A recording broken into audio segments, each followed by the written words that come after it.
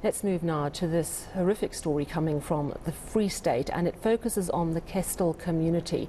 They want justice for the 7 people who were killed recently on a farm. The bodies of 6 women and a 17-year-old boy were found on the Lismore farm on Friday.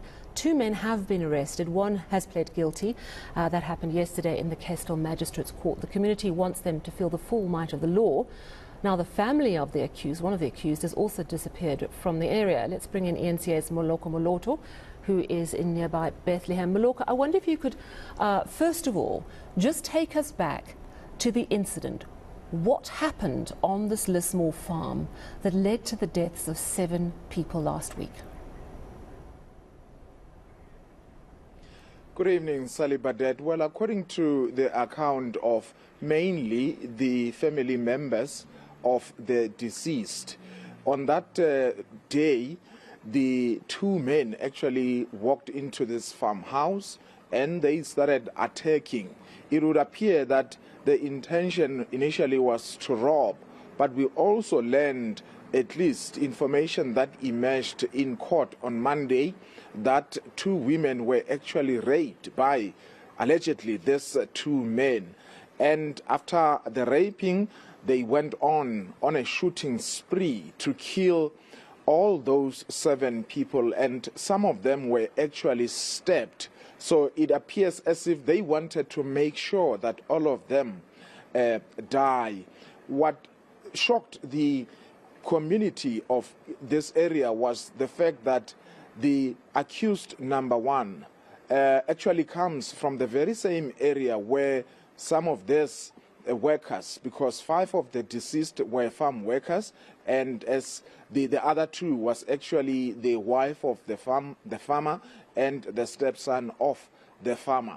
So what shocked the people here was that this was done by somebody they know. We also understand that accused number 2, the 22-year-old Lerato Selepe, actually is related to accused number 1, Kamohelo. And he actually comes from the nearby town of Qwaqwa, and he had been here for about a week. Oh, it's horrific, this story. 7 people dead, 2 women believed to have been raped, and 1 17-year-old child killed. So I know that you've had a chance to talk to the farmer, the farm owner, and other various members of the families, because they had to go and identify the deceased at a government mortuary. Tell us more about that.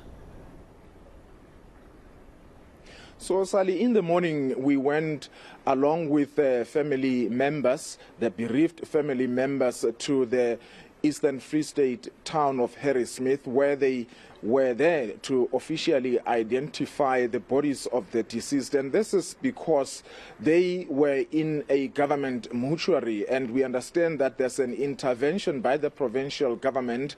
As a result, they had to be, that is, the deceased had to be transferred from the government mortuary to a privately owned mortuary. And Sally, the people, the families, they really had to relieve the trauma when they first went to the farmhouse to see the bodies of their loved ones, and you could see them being overcome by emotions, understandably so, because they have had to go through all those 7 people, making sure that this is the right body. And we had a chance to speak to the farmer himself, who actually indicated, he is 77, Sally, he indicated that, look, this has been a very difficult moment for him, and he is actually calling for the reinstatement of the death penalty, hoping that it will help to curb violent crime in this country. Let's listen to him. I must say it is now like everything is a little bit out under your feet, but I'll stand up. I was in my house for the first time before yesterday, and I felt peace, and I feel I can easily come back, but not alone. Now I've got nobody, so I don't know where to go. Yes. Yeah. Maybe I'll go now on a long vacation and then come back and just help them with the farming, because now it's time to retire for me, I think. Oh, it's just very sad indeed. I know as well, Moloko, that you've been trying to trace a little bit more about the two accused.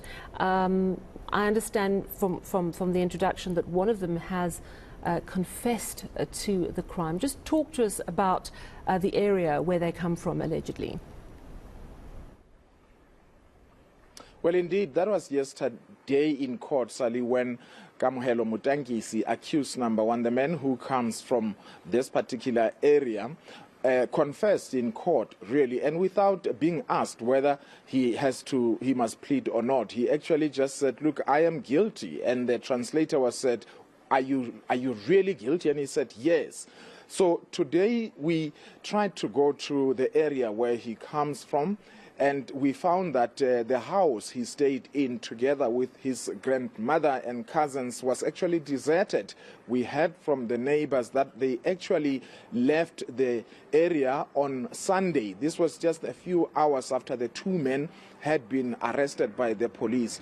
And interacting with the neighbors, one of them saying, look, we actually don't want him back. And even the lady who happens to be a farm worker at that very same farm where the seven were murdered, who stays in that same area with accused number one, saying, look, it could have been us if we were not off duty on that day. And we spoke to a neighbor who said, look, this guy must just never come back. We don't want him back because we fear for our lives. Let's listen to her, Sally.